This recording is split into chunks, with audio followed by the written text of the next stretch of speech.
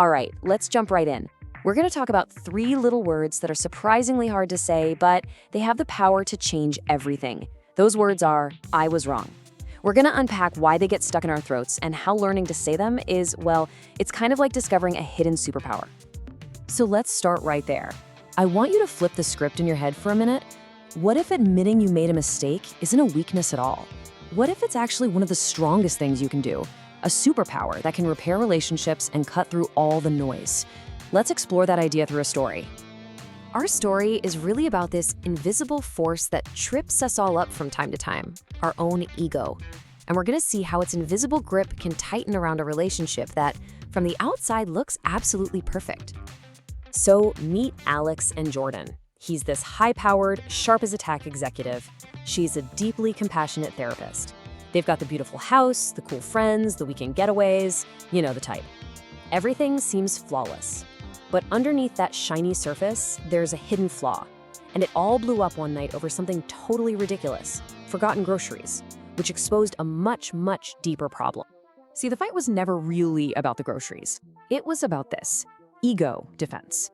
Think of it like your brain's own personal security system. It's an automatic, powerful instinct to protect how we see ourselves. And when that self-image feels threatened, like, say, by being called out for a mistake, that system kicks into high gear. It deflects, it blames, it does anything but admit fault.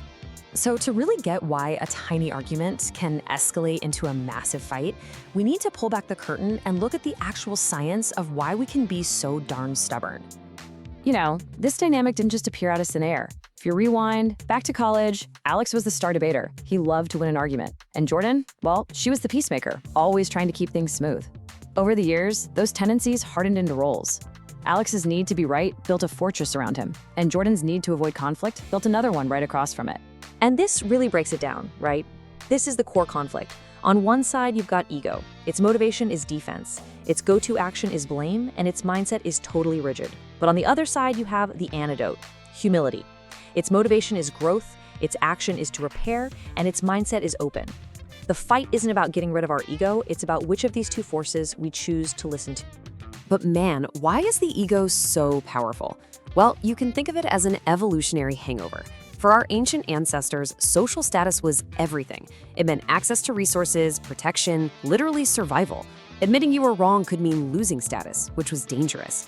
That ancient programming is still wired into us, but now it's playing out over who left the dishes in the sink.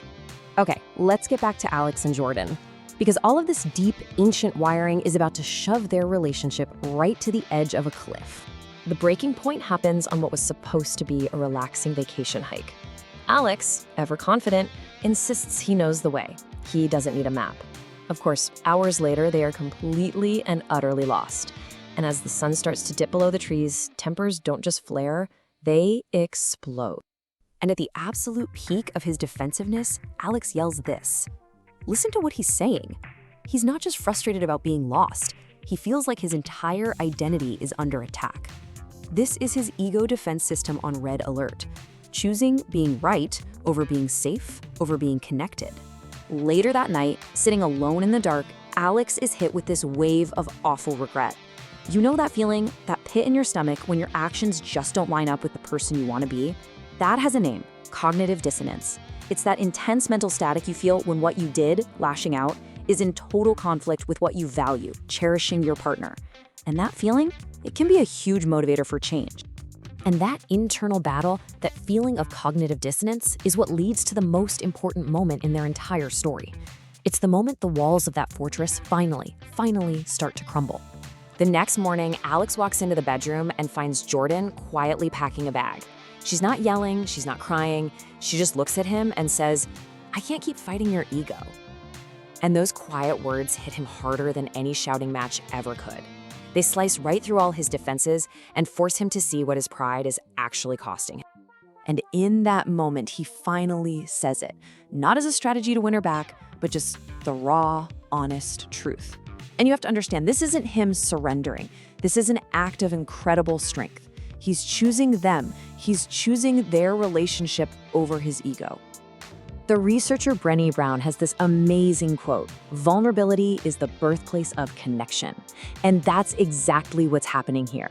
When Alex says, "I was wrong," he's not just apologizing. He's taking a sledgehammer to that fortress he built around himself. He's showing Jordan that he's willing to be vulnerable, which is the absolute foundation for rebuilding trust and a secure bond. So, that apology was the breakthrough. But one moment isn't enough, right? To really make it stick, they had to do the hard work. So let's look at the actual practical steps they took to rewire their entire dynamic. They basically created a new toolkit for their relationship. First, they started doing humility check-ins. In the middle of an argument, they'd pause and ask themselves, wait, am I trying to find the truth here, or am I just defending my ego? Second, they'd practice role reversal, literally trying to argue the other person's point of view to build empathy. And third, Alex started actively studying the topic, reading books about the ego. It's kind of a DIY version of cognitive behavioral therapy, learning to spot your destructive patterns so you can consciously change them. And why is all this work so important? Look at this number, 75. That's how many years Harvard's Grant study ran. It's one of the longest studies on human happiness ever done. And you know what they found? The number one single biggest predictor of lifelong health and happiness wasn't money or fame, it was the quality of our close relationships. Ego tears those relationships apart. Humility is what builds them to last. Okay, so let's bring this all home, because we've been talking a lot about Alex and Jordan, but their story is really a mirror for something much closer to home. Here's the twist. Alex and Jordan, they aren't a real couple. They're a composite, a story woven together from countless real-life situations. Because this pattern, this tug-of-war between our ego and our humility, it exists in every single one of us. It plays out in our friendships with our families and in our most intimate relationships. So if you take one thing away from this, let it be this.